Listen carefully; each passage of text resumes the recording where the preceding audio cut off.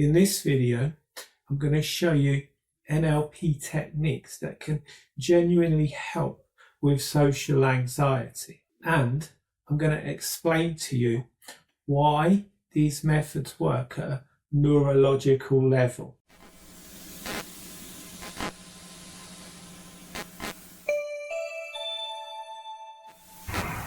You might have seen claims that NLP is pseudoscience, but a lot of the core techniques we use in neuro-linguistic programming actually have a lot of research to back them up. If you're new here, subscribe.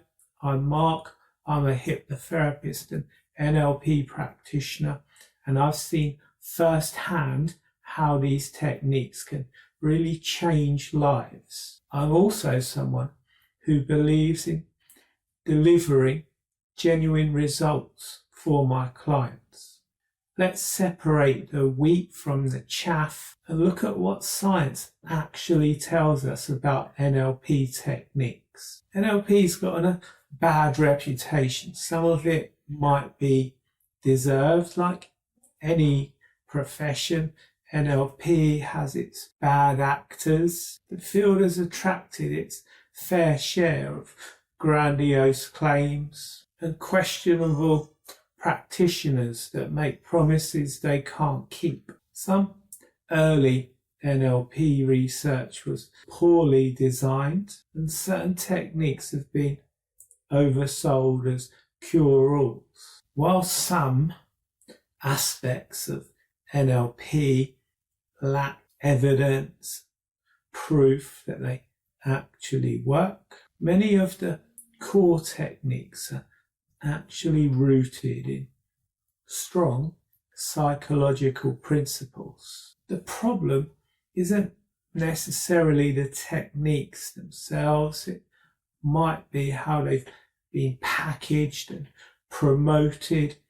It might just be that some people have a vested interest in smearing neuro-linguistic programming and the benefits it can offer to clients. Think of it this way. If someone claimed positive thinking could cure cancer, that might be pseudoscience. But if we use cognitive restructuring, which is essentially just reframing negative thought to help someone with a vast variety of issues, particularly anxiety and depression, that would be evidence-based therapy. So it's the same principle, it just has a different package, a different presentation. So what does NLP actually mean? What actually is neuro-linguistic programming? Let's break it down. Neuro refers to how your brain processes information. Every experience you have creates new neural pathways in your brain. The stronger you repeat those experiences, the stronger those neural pathways become. When you feel anxious in social situations, your brain's following a specific neural pattern, like a well-worn path through a field of long grass or a forest. Linguistic is about how language influences our thoughts and feelings. The words you use, both internally and externally, the things you tell yourself and the things you tell others, those words literally shape your reality. When you tell yourself, I'm terrible at conversations, your brain interprets that as fact and it delivers that reality for you. Your brain treats that as fact and it acts accordingly. Programming means we can create new patterns of thinking and behaving, just like when you install software on your computer or download an app on your phone or update an app on your phone. We can install new programs in our minds to replace the old unhelpful ones. It's applied neuroscience and psychology. So some techniques. Let's start with reframing. Reframing is essentially changing the meaning we give to an experience. Research in CBT, cognitive behavioral therapy, shows that changing our interpretation of events directly impacts our emotional response to them. A 2019 study found that cognitive reframing techniques significantly reduced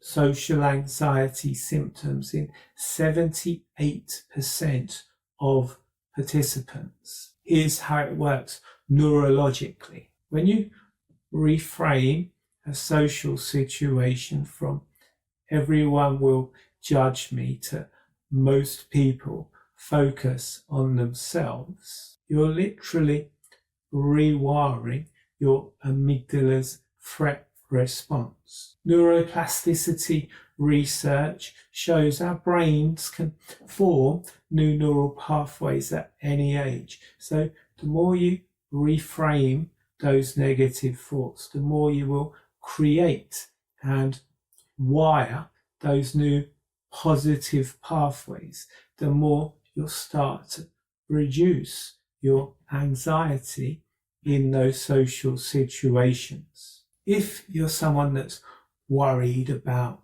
embarrassing yourself in social situations, try this reframe. Instead of telling yourself, "I'm going to embarrass myself," tell yourself, "This is an opportunity for me to practice being authentic." It's the same situation, but a completely different neural response.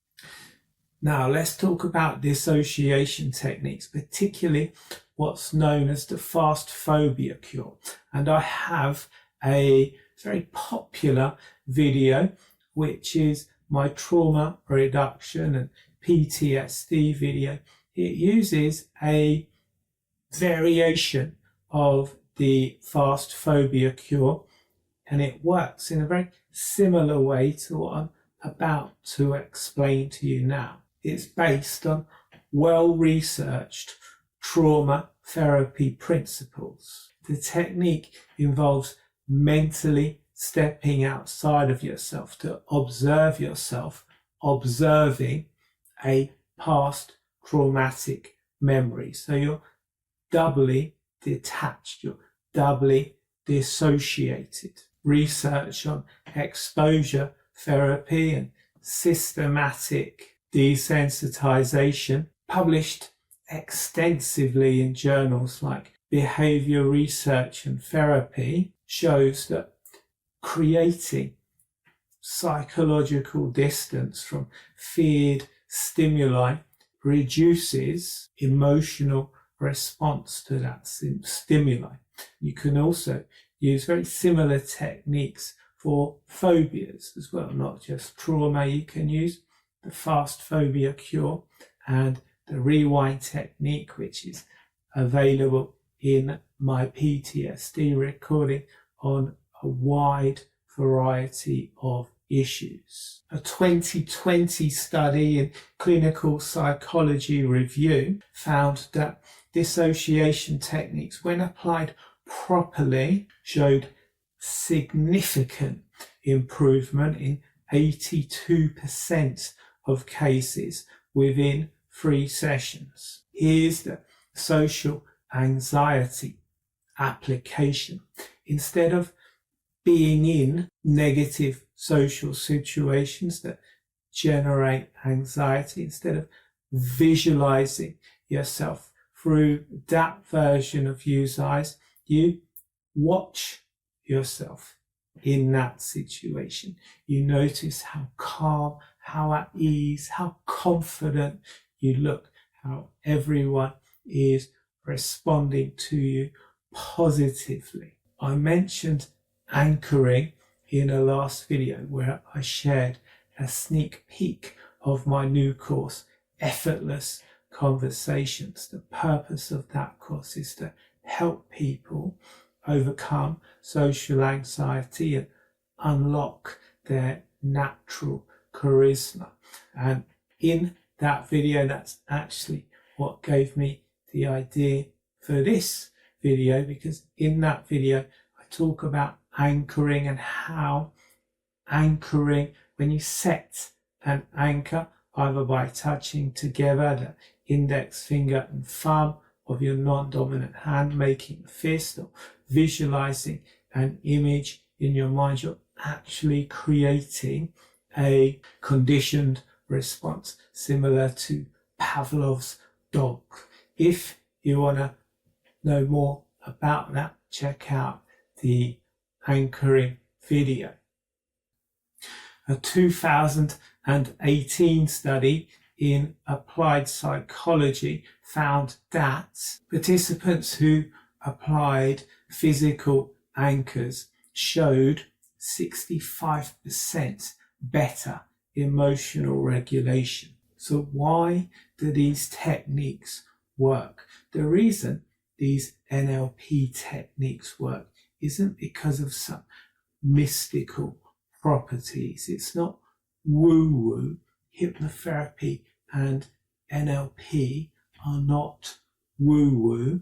They work because they leverage well understood principles of neuroscience and psychology. They work with neuroplasticity, your brain's ability to rewire itself. Every time you practice reframing or fire an anchor, you're strengthening those new neural pathways. Second, they work especially for anxiety because they target the root of your anxiety. That's your threat detection system. Social anxiety is essentially your brain overestimating social threats. The techniques I've discussed in this video help to recalibrate that system. Third, they're experiential rather than just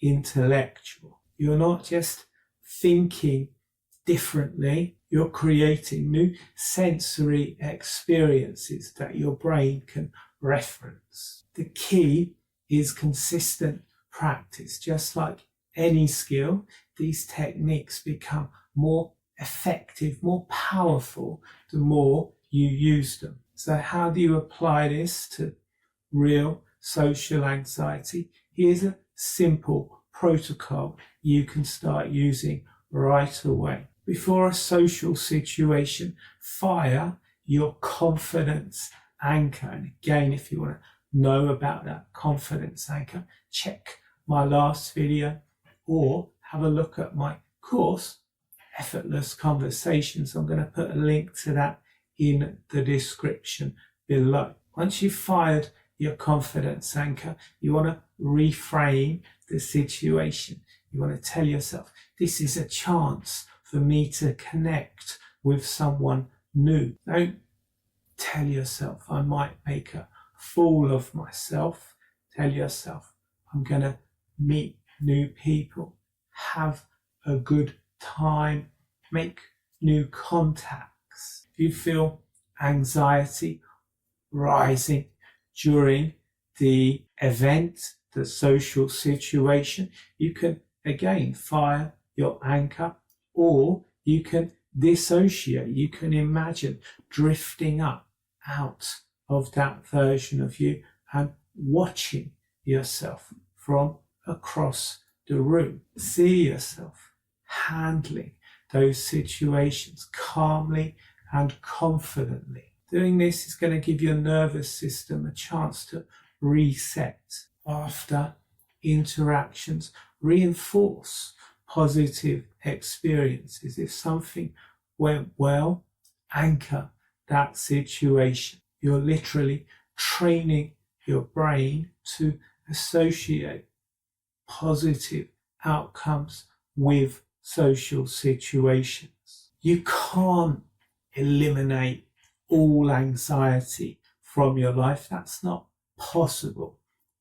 Anxiety is part of the fight or flight response. The symptoms you experience when you experience anxiety, they're designed to get you out of danger.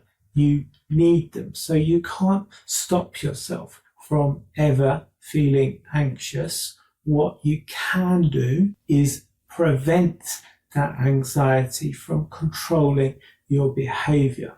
And the more you do that, the more you'll notice that anxiety starts to decrease. The more you build those new neural pathways in your brain, the more confident and more calm you'll become. So NLP, the core techniques of NLP, they are based on solid science, and there's a lot of research to back them up. If you found this video helpful and want to learn more evidence-based techniques to help you overcome social anxiety, increase your natural charisma, unlock your natural charisma, and build deeper connections, check out my course, Effortless Conversations. Also have a book called Effortless Conversations. You'll find a link to both of those things in the description below. If you like this video, found it useful, hit the like button, subscribe to my channel. See you next time.